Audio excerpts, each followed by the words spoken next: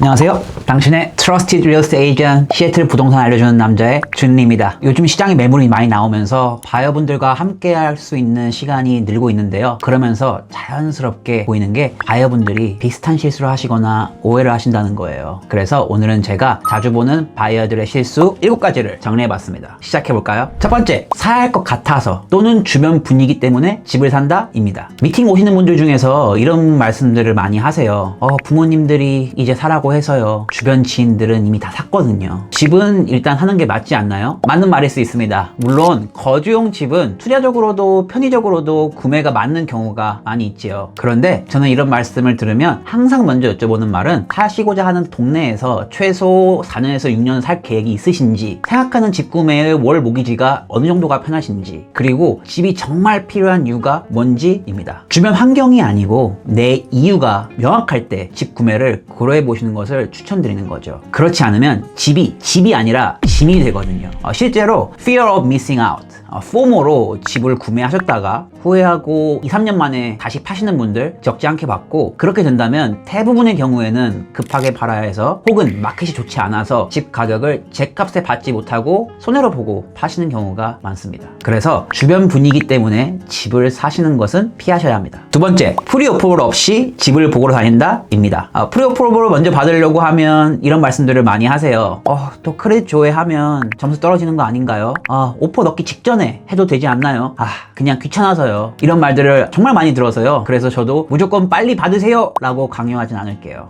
실제로 한국 분들은 재정 계산을 보수적으로 하시는 분이 많으시고, 크레딧도 대부분 좋으셔서 론이 아예 안 나오는 경우는 많지 않습니다. 그리고 아직 가볍게 둘러보는 단계라고 한다면은 프리어프로벌 없이 투어를 다니셔도 큰 문제가 없을 수도 있어요. 그런데 한 가지만 꼭 확인하셨으면 좋겠는 건, 집 살 생각이 있으시다고 하신다면 적어도 본인 크레딧은 미리 한번 확인해 보세요. 그 이유는요, 은행 앱 어플리케이션에 있는 크레딧 점수는 멀쩡해 보이는데 상세 조회해보니 예전에 소액의 통신비나 병원비 미납 같은 것들이 나도 모르게 남아있는 경우가 있거든요. 이것이 크레딧에 영향이 가서 론이 덜 나오는 경우, 혹은 론이 나오지만 이율이 보통 시장가보다 높게 받아야 하는 경우가 실제로 있습니다. 본인도 전혀 몰랐던 건데 이렇게 벌어진 일인 거죠. 그런데 이런 거를 투어를 다 돌고 오퍼로 넣으려는 시점에 발견되어서 론을 받지 못하거나 이율이 좋지 못하게 나온다고 한다면은 리얼터로서 마음이 정말 좋지 않습니다. 그래서 추천드리는 방법은 annualcreditreport.com에서 무료로 크레딧 리포트를 받아보는 거예요. 1년에 한 번 무료로 조회할 수 있고, 프리어프로 받기 전에 밀린 미납금이 없는지 정확한 크레딧을 확인해서 나중에 프리어프로를 정말 받을 때 론 프로그램이 다양해지고 더 좋은 이율로 시작할 수 있는 시작점이 되는 거죠. 물론 이런 절차 없이 이것보다 더 확실한 건 프리어프로를 직접 받아보시는 겁니다. annualcreditreport.com에서 크레딧 리포트는 최소한의 준비, 프리어프로볼은 가장 확실한 준비라고 생각하시면 될 것 같습니다. 세 번째, 집값만 보고 예산을 정한다 입니다. 예를 들어서 50만 불짜리 집에 다운 페이먼트를 10% 한다고 한다면은 캐시는 5만 불만 준비하면 될까요? 그렇게 생각하실 수 있어요. 그래서 이렇게 딱 맞춰서 오셨다가 바이어 미팅할 때 실망하시는 분들이 정말 많으세요. 그 이유는요, 집 구매에는 클로징 코스트라는 게 있거든요. 보통 집값의 2%, 많게는 4% 정도인데 50만 불이 집이면은 다운 페이먼트를 제외를 하고 10만 불에서 많게는 2만 불 정도까지 추가 비용으로 나가는 게 있습니다. 이 비용에는 론 프로세싱 피, 그리고 어프레이저 비용, 에스크로우 타이틀 비용, 인스펙션 비용 등등 이런 것들이 들어 있습니다. 그래서 다운 페이먼트는 따로, 클로징 코스트도 따로 현금으로 준비하셔야 하는 거는 꼭 기억해 주세요. 집값만 보지 말고 총 비용으로 예산을 짜셔야 됩니다. 네 번째, 계약 중에 큰 지출을 한다 입니다. 이건 제가 고객님들한테 집 구매 전에 항상 강조하는 부분이라 다행히 제 고객분들은 거의 실수하지 않으시는데요. 근데 업계에서 꽤 자주 벌어지는 일이라고 해요. 예를 들면 이런 거예요. 클로징 1주 전에 새 차를 샀다거나 고가의 가구를 크레딧 카드로 사시면 그 다음날 랜드한테 전화 옵니다. DTI가 올라가가지고 론 승인을 다시 한번 검토해 봐야겠다고요. DTI가 뭐냐면 Debt to Income Ratio, 월 부채 총액이 월 소득 대비 몇 %인지 보는 건데요. 차 론이 생겨서 혹은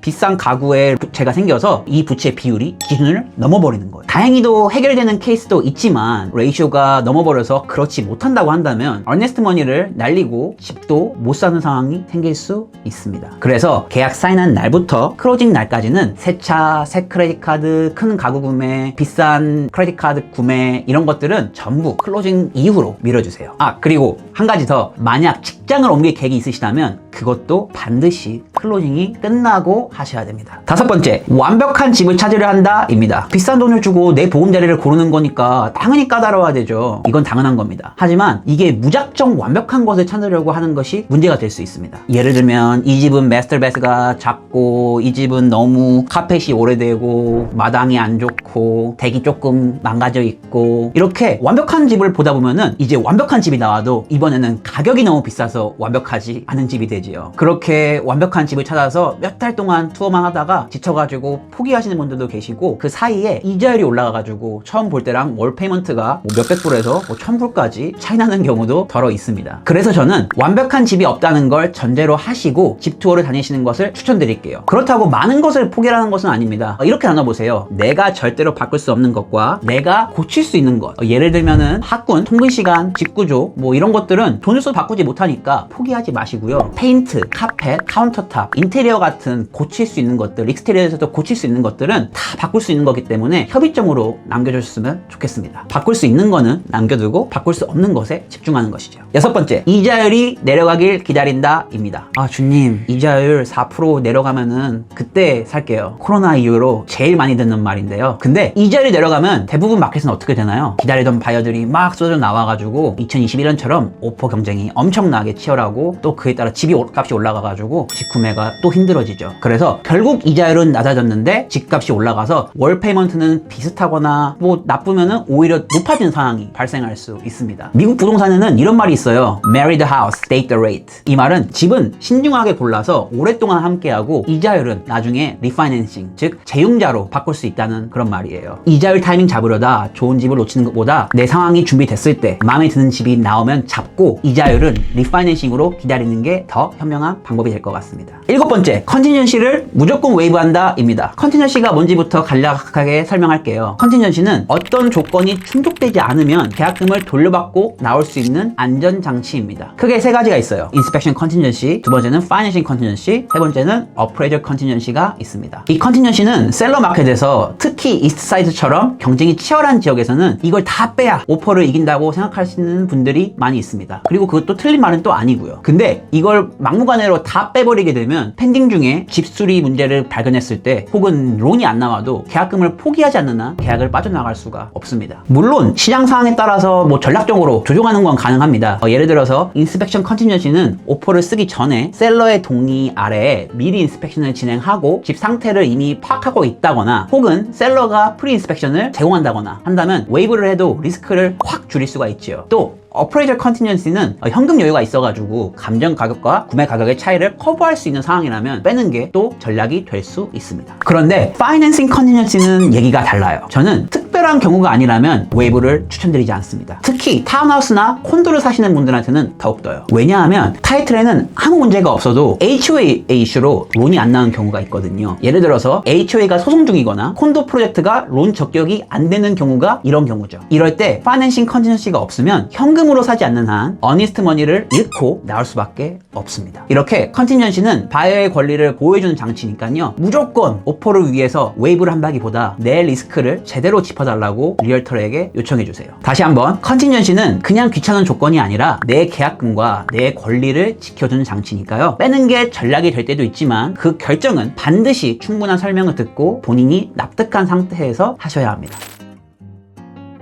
자, 오늘 7가지 들어보시니까 공통점이 느껴지시나요? 공통점은 준비 없이 감정이나 분위기에 따라서 결정한다는 거예요. 이 실수들이 뭐 혼자 생각하시기에 어려울 수도 있지만요.